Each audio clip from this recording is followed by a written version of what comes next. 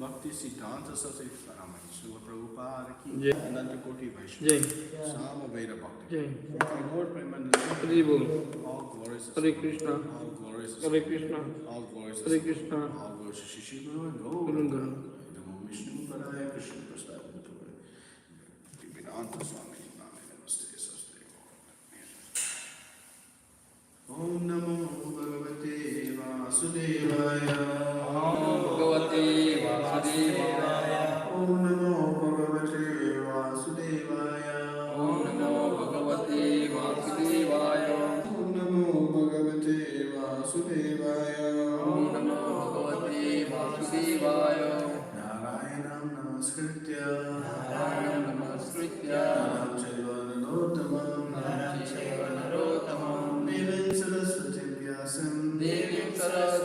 Tato Jayamudiriye Nastapayeshu Bhatreshu Nityam Bhagavata Sevaya Bhagavati Tamashloke Bhaktir Bhagavati Naishtiki Hare Krishna. Reading today from Grantharaj Srimad Bhagavatam, Canto 1, Chapter 4, text number, what's the text number? 26.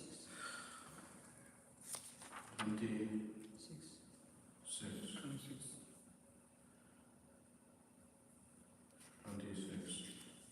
The appearance of Sri Narada. Evam pravtasya sada Bhutanam Shrayasi Dvijaha Sarvatma Kenapi Yada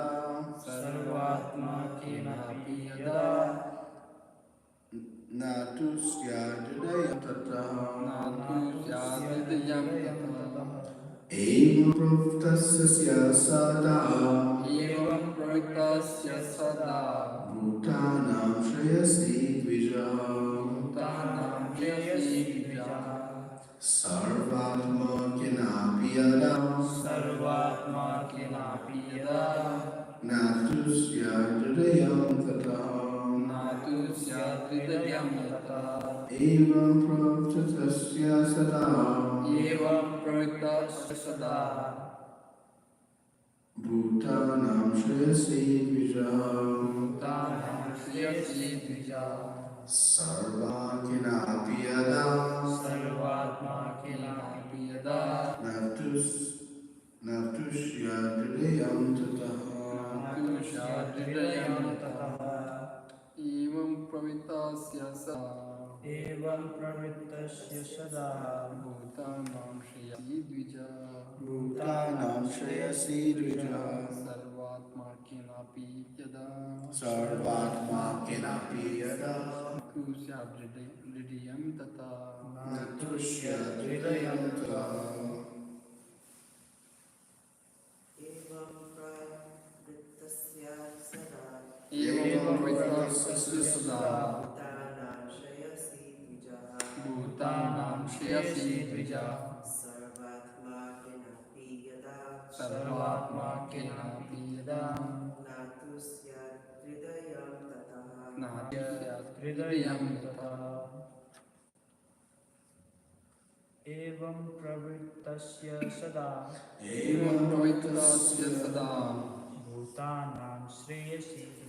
Bhutanam Shrayasi Dvijaha Sarvatma Kenapi Yada Natusya Dudayam Tataha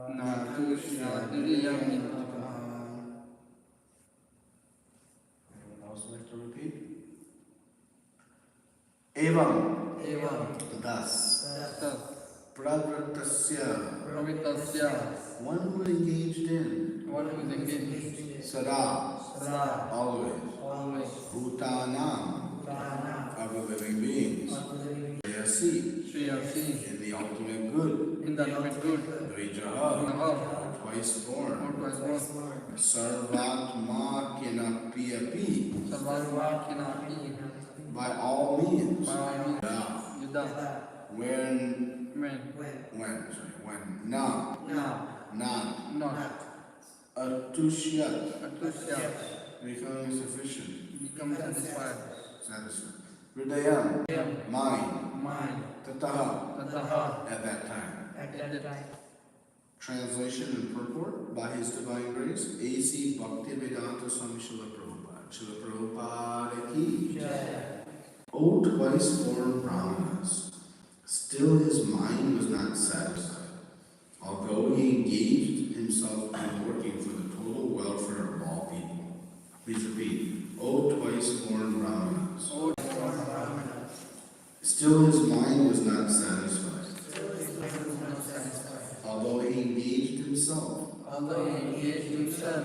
in working for the total welfare of Sri Vyasadeva was not satisfied with himself, although he had prepared literatures of Vedic value for the all-around welfare of the general mass of people. It was expected that he would be satisfied by all such activities, but ultimately he was not satisfied. Om Jnana Timidandasya Jnana Shalakaya Chakshurmilitam Yena Tasmai Shri Gurave Namah Shri Chaitanya Manobishtam Sthapitam Yena Bhutale Swayam Rupa Kalamayam Dalati Swapantikam Vandeham Shri Guru Shri Yuddha Padakamalam Shri Guru Vaishnavanscha Shri Rupam Sahajatam Sahagana Raghunattam Vitam Sujivam Sarvaitam Savadutam Paridasaitam Krishna Chaitanya Devam Shri Radha Krishna Param Samahayata Shri Krishna Kanvitam Hey Krishna Karuna Sindhu Leela Bandhu Jagate Yogeshwara Gopika Kanta Radha Kanta Namostute Tattakachara Gaurangi Radhe Vrindavaneshwari Krishnapandu Devi Pranamami Hare Priye Vanchakalpatarusya Kripasvipeta Patitanam Pavanebhyo Vaishnavebhyo Namo Namah Jamo Vishnu Vaishnavastaya Bhutale Srimate Bhaktivedanta Swamiti Namine Namaste Saraswate Deve Gauravani Pracharine Nirvishesha Shunivani Pascha Jayashatarine Jai Shri Krishna Chaitanya Prabhu Nityananda Shri Advaita Gadadhara Shri Vasudeva Bhaktivinoda Hare Krishna Krishna Krishna Hare Hare Hare Rama Rama Rama Hare Hare. Just reading the verse again, text number 26 from the first canto, 4th chapter. O twice Brahmanas. No, not repeating, just I'm going to repeat that. O twice born Brahmanas, still his mind was not satisfied, although he engaged himself in working for the total welfare of all people. So, very nice verse today. So, again, just in context, Sutta Goswami is now speaking. He has been asked by Shanak Rishi, appointed as the head of all the sages, a number of questions. And in the 3rd verse of this chapter, just to remind, it says, in what period, in what place was this first begun, and why was this taken up? From where did Krishna Dvaipayana Vyas, the great sage, get the inspiration to compile this literature? So, this question is a very wonderful question that Shanak Rishi has asked. And Sutta Goswami is building up. So he has explained in the prior verses we've been discussing how the Vedas were compiled by Srila Vyasadeva, and to make it accessible for the less intelligent.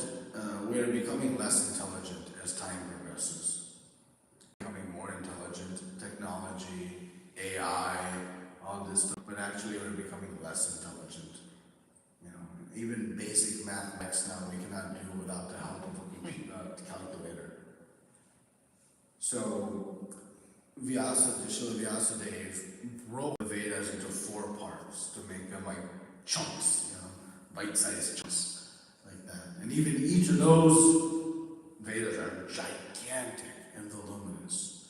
And we saw different acharyas came and became the acharya for each of the Vedas, and different lineages arose.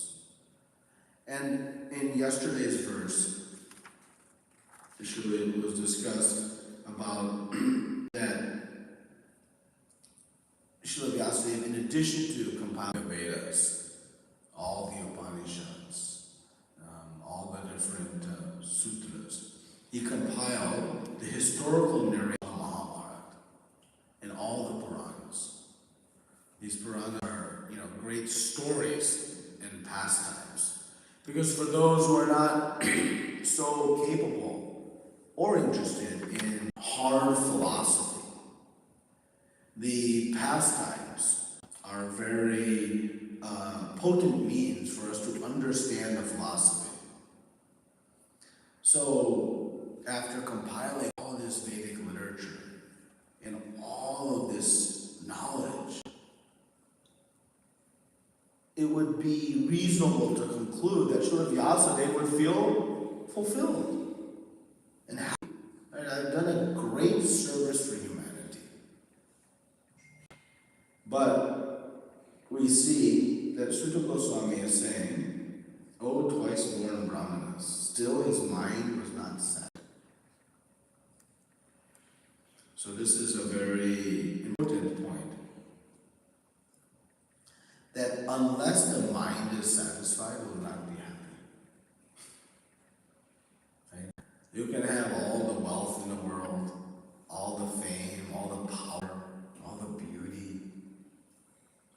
But if your mind is lamenting and hankering for something more, you'll not be happy. By definition, happiness means that I have no more hankerings or lamentations. Na shokati, na kamshati. Because if I want something, if I hanker something, and I don't have it, then by definition, I'm not fully satisfied. I might be satisfied, but I'm not fully satisfied. Right? Just like, you go to a giant buffet, of Govindas, and you're eating prasadam, and you're enjoying, but they run out. You're full, you're satisfied, but you're not fully satisfied because you wanted one more samosa, right? So as soon as there is something missing, we will not be happy. Happiness means that it is complete, it is full. No more hankerings, no more wantings. So, Sutta Goswami is explaining that Srila Vyasadeva was not satisfied. And it's very astounding, right? How he could not be satisfied. Because he came for this purpose, right? And so let us understand, again, in basic logic, how one finds real satisfaction. So, how many desires do we have in the mind? 1 or 2? 10? 10,000? More. Virtually unlimited. Right? Virtually unlimited desires in the mind. So to satisfy all of that, how is it possible? Well, it's only possible if one approaches Krishna, the Supreme Personality of God. Because as we see in the invocation to Shri Upanishad, Om Purnam Adaha Purnidam Purnam Udachate Purnasya Purnam Adaya Purnameva. Very famous verse. And it says, Om Purnam. What does Purnam mean? Complete. We're offering obeisances to the complete whole. It is so complete that everything he makes is complete. Whatever he manufactures is complete. And at the same time, after making all these complete wholes, he remains complete. That's Purnam Eva Shishishite. If I have $100 in my bank account and I take out $5 in my bank account, how much is remaining in my bank account? Oh, good math. Math lessons. But when Krishna has 100 in his bank account and he takes $5 out of his bank account. How much left in his bank account? 100. Because he has no debt. He can manufacture and create complete universes, yet he remains complete. Right? When we have a friend, a dear friend of ours, that friendship is based on reciprocation. Right? I engage with my friend and I give and I get something. It's based on reciprocation. Now that friend's ability to give is limited. Right? But with Krishna, his ability to give, limited or unlimited? Unlimited. So he is manufacturing all of these planets and universes, yet he remains complete. It's a very important conclusion to draw from this. See, we have limited resources, we have limited things we do. But Krishna, because he is always complete, he gives in force.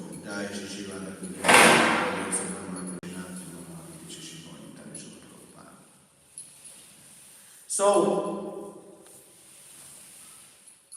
in order for us to find complete happiness,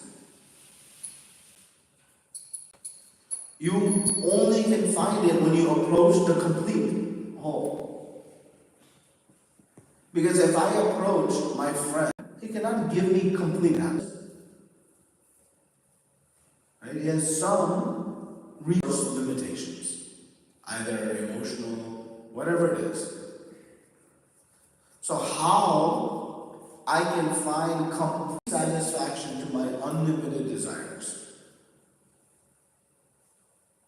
I can only find it by the complete whole. One who is complete, Purnam, can give you Purnam satisfaction.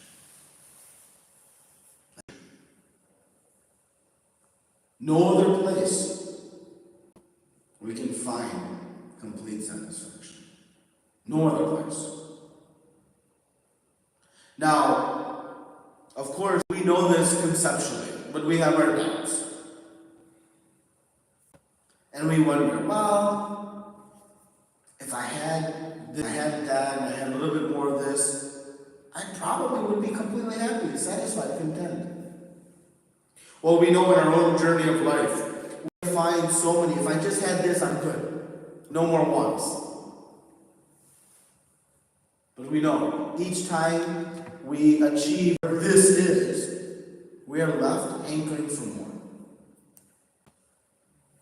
But now we can see and study that even what we can say is that, okay, because I'm materially motivated, because I want so many things for myself, I'll not be happy. But a person who is only interested in serving others, the great philanthropist, they just want to help others.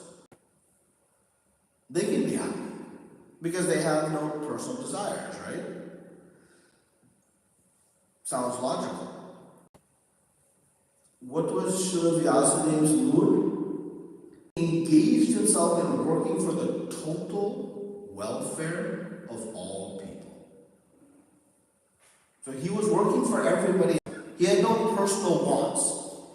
So we would think, if I had no personal wants and I just want to help others, then I should be able to find full satisfaction. Right? Did he find it? No.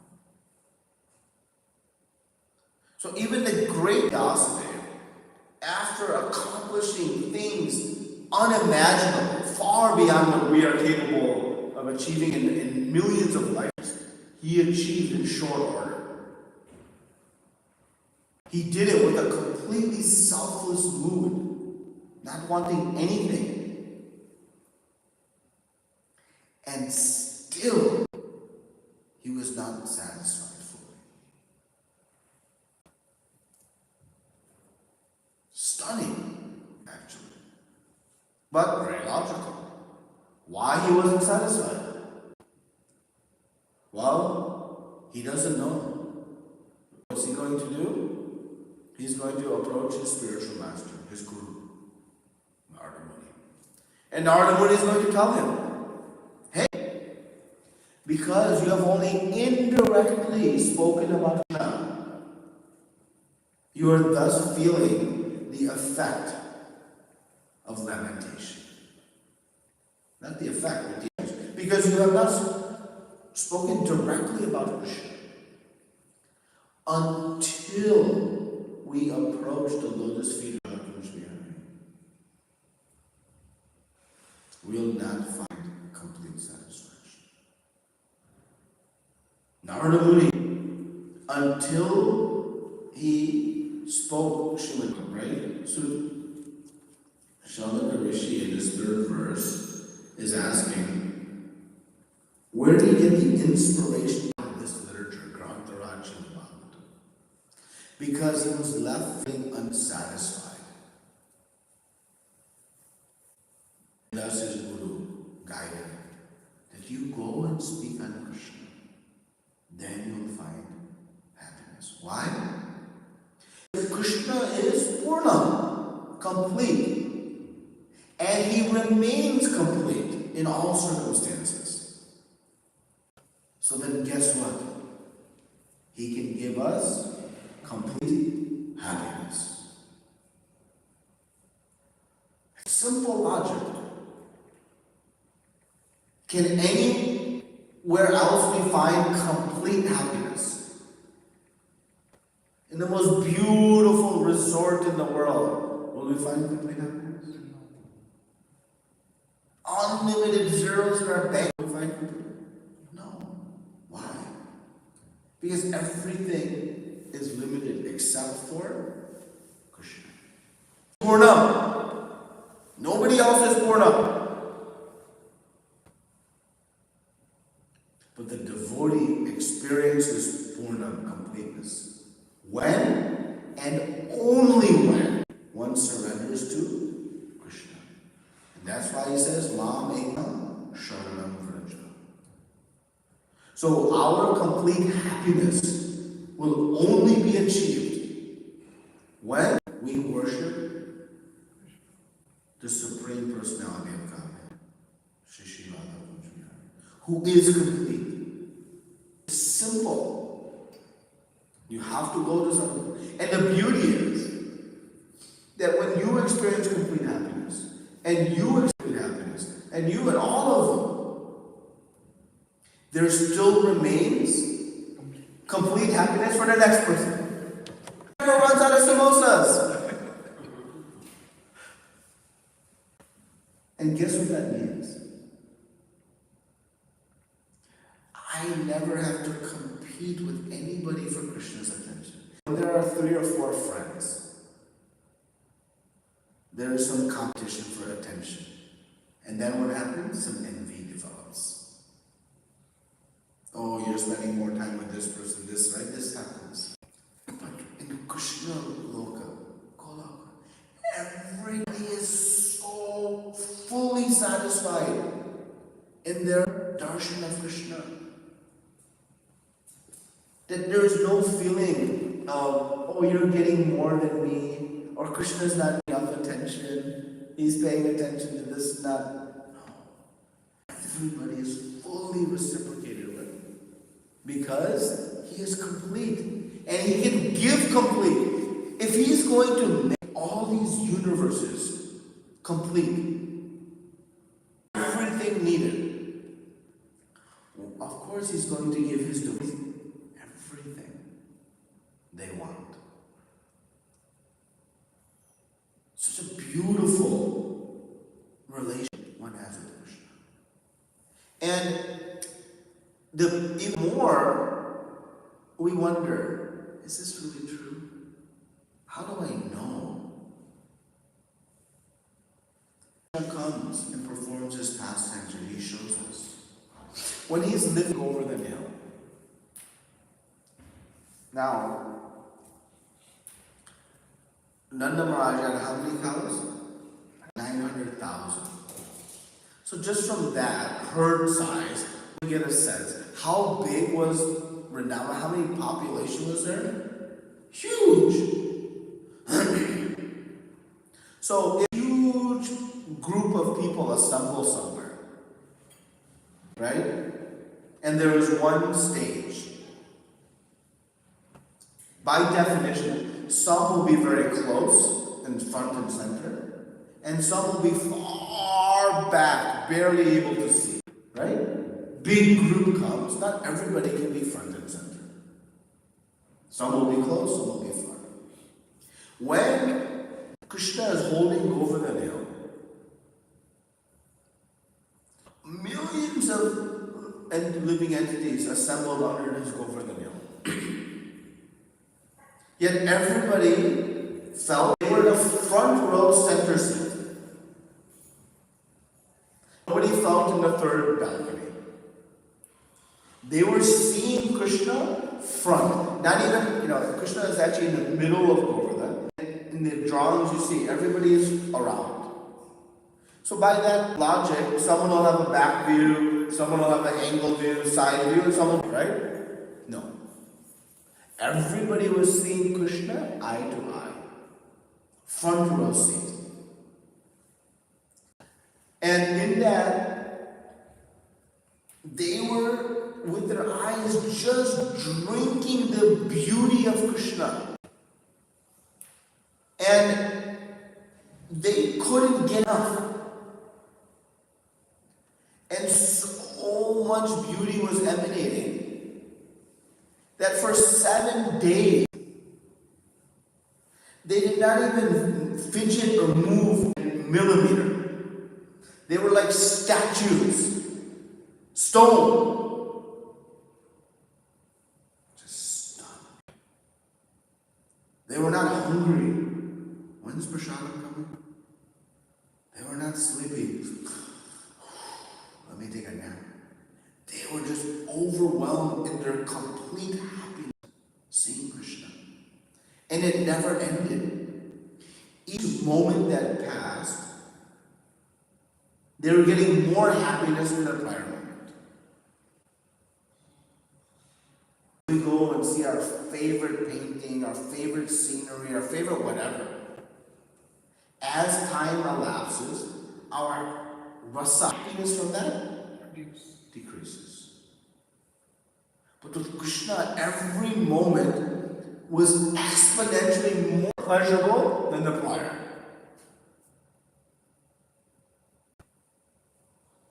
And this is the complete satisfaction. Krishna shows that, my dear friend, speaking to all of us, if you just take to my devotional service, you can engage with me in loving devotional service and achieve this unlimited happiness.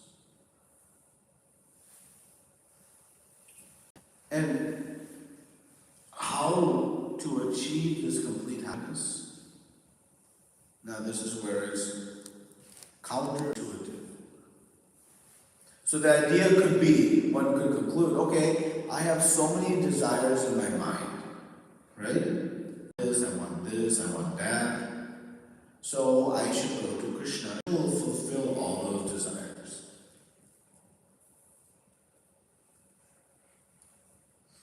So Krishna tells us in Bhagavad Gita 7th chapter that many people come to me in need of money. Many people come to me when they are distressed. Some are just curious, and some are wise. Arti, Jnani, Jignasu. These 4 souls. And he says they are pious. Right? If we go to our friend only when we need money, would he consider us pious? If we go to our friend only when we are in distress, will that friend consider us pious? This is how liberal Krishna is. But Krishna tells us that the reason they are pious is because they have come to me for their desires. And how does Krishna fulfill those desires? No. Wait a minute, what? Krishna is the source of my complete happiness.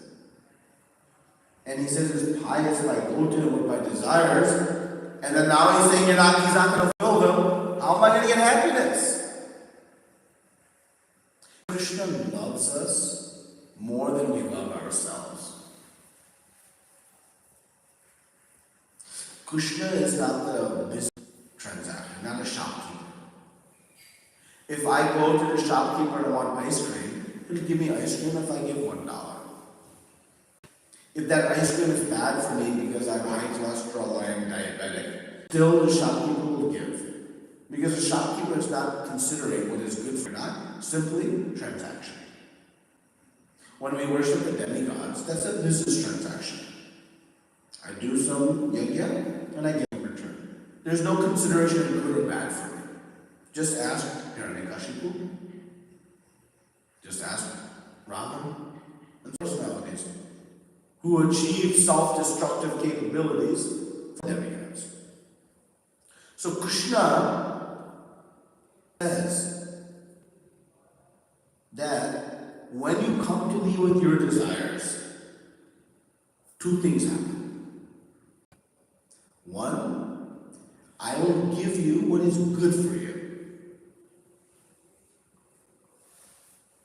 If that ice cream, I'll give it to you. And two, way more important, I will purify you of those desires. I will remove those desires. Wait a minute, no, that's not what I want. Our complete happiness is achieved when we become free of material desires. We'll not become free of material desires by trying to satisfy them. That is compared to trying to put out the fire by pouring gasoline on it. The more gasoline you throw, the more wild the fire rages. Similarly, the more we satisfy our material desires with material things, the stronger they burn.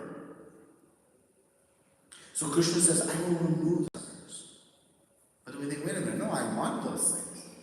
No, trust me, dear child. I'm going to upgrade your desires. To take a flight, you're asking for an economy comfort seat, I'm going to give you first class seat. What? My child, I will upgrade your material desires. We have to have desires. Why? Because we are a spirit soul, we are active. The soul is active, there will be desires. But Krishna says, when you come to me, I will upgrade your desires to spiritual desires. And those spiritual desires will be the source of your unlimited happiness when those are fulfilled. So the devotee actually has no desires. What is their only desire? To see Krishna happy. To see Krishna happy. That gives them purna, complete happiness. And Krishna's only desire?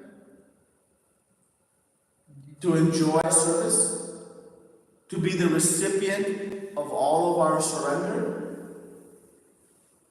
What does Krishna enjoy?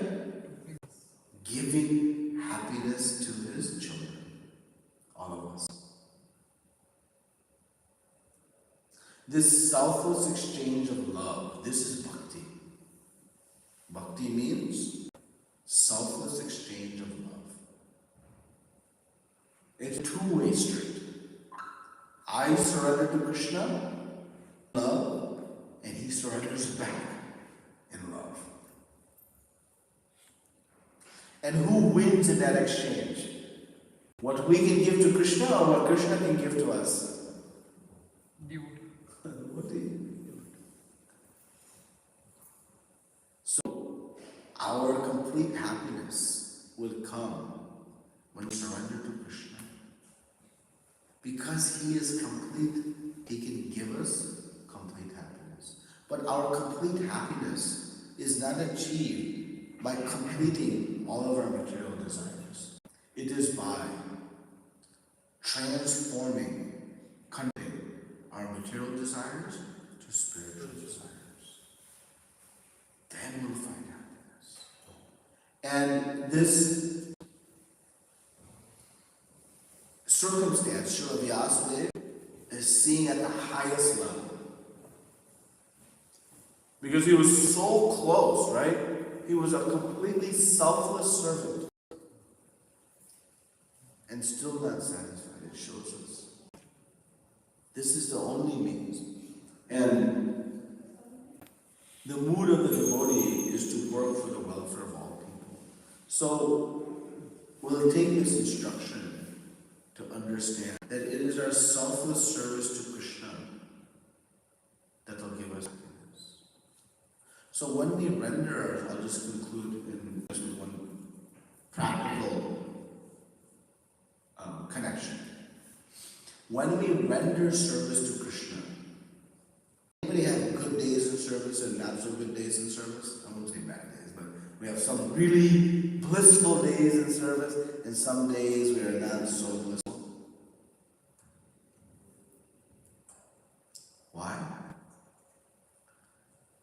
Only due to the presence of some selfish desires. Render service selflessly. And just bliss. Think about it. How service to Krishna could be anything but purnam, complete. When something on our side has gone awry. No, we think, oh no, this person disrupted my service, this person did this happened, this, Nothing can get in between me and the Supreme Personality of Godhead except for myself. Myself. Which is actually extremely empowering and liberating. Why? My service to Krishna and the satisfaction is not dependent on anyone else. See, when I go to the beach for a vacation, my happiness is dependent on so many things. Are the people next to me going to be quiet? Is the server going to bring me, something nice cold to drink? Is the demigods going to cooperate and not rain on me today? Oh, so many things I'm dependent on. But in service to Krishna, I'm not dependent on anything except for my consciousness. So beautiful, so empowering, so liberating. So we can try to put our service into this mood of pure selflessness, just for the pleasure of Krishna. And that complete happiness we aspire for, it will be achieved. And whenever it doesn't, no problem. Okay, just think, why I didn't find that full happiness today. You'll find some I wanted, I need. You'll find it. And the beauty is, by realizing, we'll make further and further progress to be able to render. And Srila Prabhupada is like the perfect example for us. If you look from external circumstances, he endured misery after misery after misery. But all we saw was Srila Prabhupada in bliss, happiness. Because he was unmoved by the external circumstances. He was moved by service to his Guru. And so we can try to follow that same mood and render our service with this consciousness. And if we do, this complete happiness. And the beauty is, it's within our own hands. Thank you. Grantha Srimad Bhagavatam ki Jai. Prabhupada ki Jai. Any comments, questions? Nice control. As always. Who is Krishna partial or impartial? You have two daughters. Are you partial to them or impartial? Impartial. You love them both? Do you treat them exactly the same? So far, yes. No. You treat them exactly the same? No. Same exactly. No.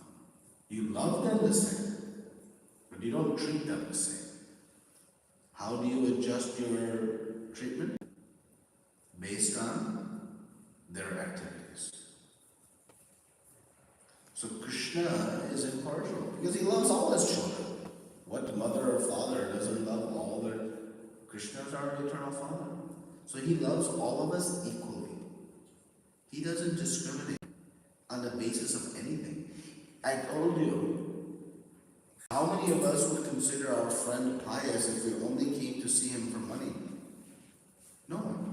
But Krishna still sees us pious. So Krishna has no envy. So he sees everybody equally. But he doesn't treat everybody equally, because he treats according to how will help that person become closer to Krishna. Because that is how he'll find complete happiness. There must be some reason you asked this question. There must be a part 2. No. No? So Krishna is impartial. He says in Bhagavad Gita, I am partial to everyone, I envy no one. Yet, my devotees are very dear to me. So he's partial to devotee. He is partial to devotees. Prabhupada explains this seemingly contradiction, right? He says the welfare worker. He distributes food to everybody. But at the same time, he shows special love to his children. Special love to his children make him any less of a philanthropist? No. So Krishna being everybody, but then showing special love to his devotee, doesn't negate his equality to others. This shows Prabhupada's brilliance. And we can relate to that very easily. So Krishna is impartial to everyone, but of course, it's very dear to his devotees. So he looks at the desire, intentions of everyone. He sees that Sarvasya Mridisha Nivishtu Matash Matir Jnanam Apohanamcha. He is seated in all of our hearts. And he is a source of our forgetfulness. You understand? He is the source of everything. He's sitting as Paramatma. If we don't want to know Krishna, who is going to help us forget?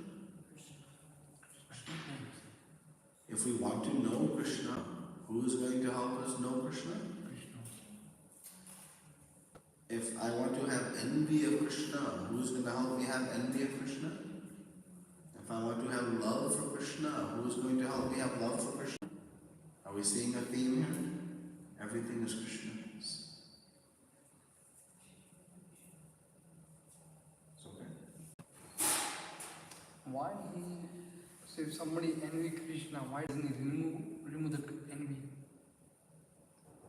He removed envy if the devotee wants to be removing the envy. Krishna does not force anything upon us. Very important. You cannot have love until it is voluntary. Krishna has everything. He is Atmarama, self-satisfied. But he hankers for one thing. He is thirsty for one thing.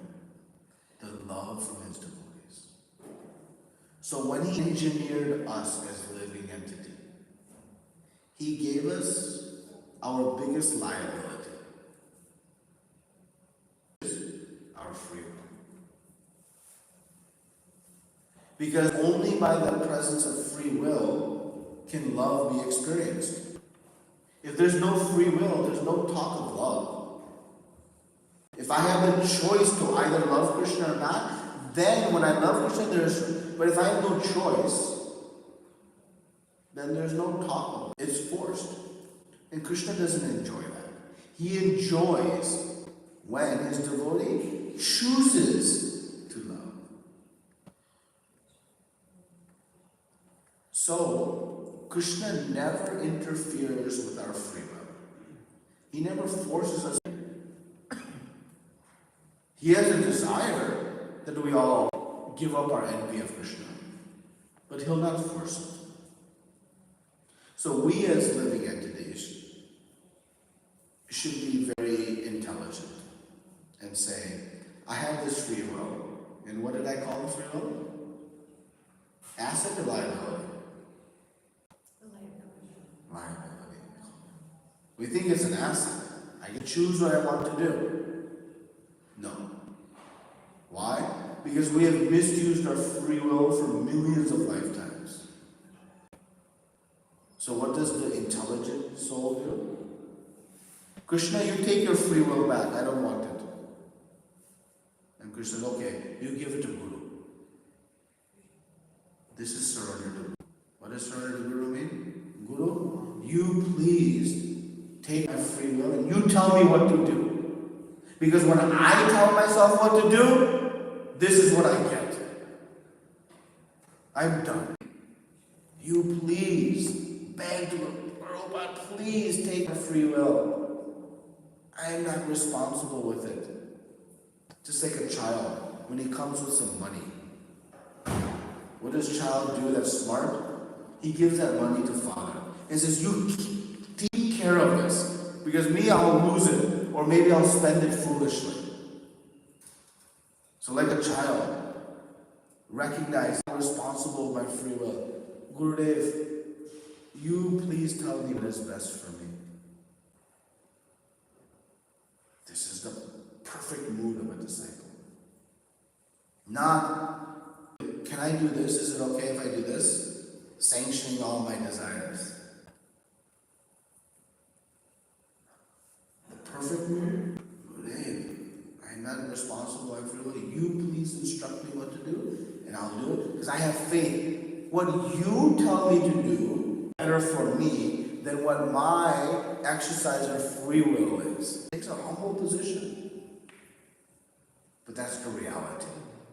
Because we have evidence. We have made decisions for ourselves for millions of lifetimes. Why not one lifetime? Give to Guru and see what happens. Why not? Try it. If it doesn't work, more lifetimes to come, no problem.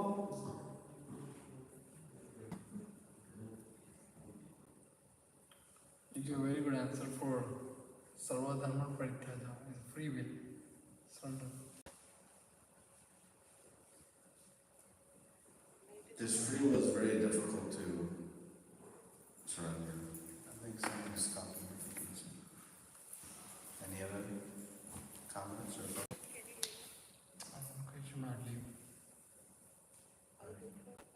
Hare Krishna. I'll ask question, but I'll go ahead. One second, Mataji. Is Maya bad, bro? Maya bad? How Maya can be bad? Daivi Heshta, it's a divine energy of us. Thank you, Mataji. Who invoked Maya on us? We did. We wanted to forget Krishna. If we forget Krishna, we need Maya to forget Krishna. So Maya is not bad, she's divine energy, Shakti Tattva.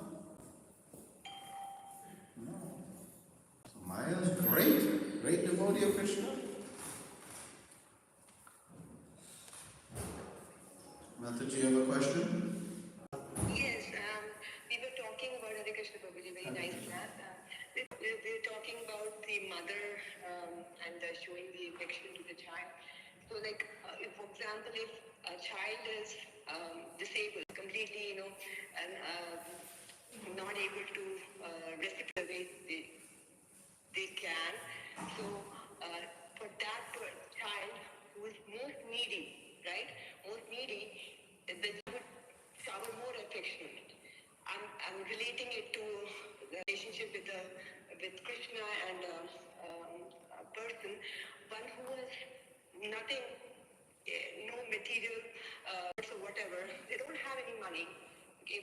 They are fighting for their life that way. So at that point of time, spirituality is not the first thing in a person's mind because you're trying to make both ends meet. So, whereas vis-a-vis a devotee who may have certain comforts, when you have some comforts which are met, then the mind is able to put thoughts and action towards spirituality. Now, for whatever things they have done in the past, they are suffering and they are trying to make their ends meet. But that means that that person does not have any hope, right? For Krishna's love, because Krishna will be rotating according to how much that person will reciprocate. But that person doesn't have hope because of the fact that he had past conditioning, whatever he had done. So now, I don't know, am I making sense? But what kind of hope they have? See, so the question is that if one is not in position to render service due to some, circumstance of their situation, then isn't it a hopeless situation for them? Because, if one is fully in a good material condition, then they can render service for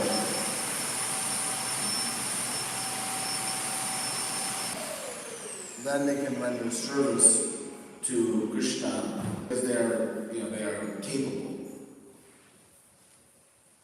So Krishna does not look at what we give. He looks at what we keep back for ourselves. For example, someone gives to Krishna and somebody gives 5 to Krishna. Who has served Krishna more?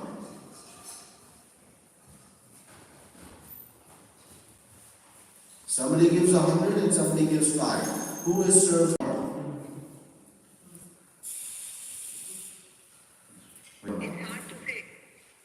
It's hard to say. If somebody gave 100 and they have 1,000, and somebody gave 5 and they have 10, now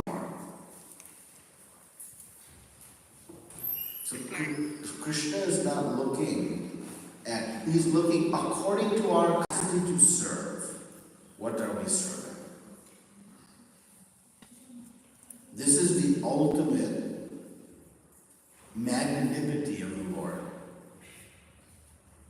So he is not, a shopkeeper doesn't do that. He doesn't say, okay, what is your capacity to buy ice cream? And let me adjust the price accordingly. No. But Krishna says, if you are in a difficult position, I know that. And at that you render even some small service. Wow, how pollution becomes. So nobody is precluded from serving Krishna. Nobody is prevented from pleasing Krishna. Because his formula is not based on you have to do these certain things and you have to have this much wealth and this much capacity. No, he is looking at what's the intent and the love and according to capacity. And so that is the beautiful magnanimity of the Lord. So we have no limitations on reciprocation. And Krishna understands our circumstance better than anybody. And that is the best part. It's also not the best part. Why? Because when we render service to Krishna, he knows what's in the core of our heart. We may externally say all kinds of things, but Krishna knows actually what's in the core of our heart. And that's what he is receiving the service, not what we externally communicate. So the purity has to come to the core of our heart. Is that okay, Bhakti? Yeah, wonderful explanation. Thank you, Prabhuji. Yeah, I think I had asked before a long time ago, but getting on. Thank you. Thank you. Any other comments? Thank you very much. Grantaraj Srila Bhagavatam ki, Srila Prabhupada ki, Koti Vaishnavrinda ki.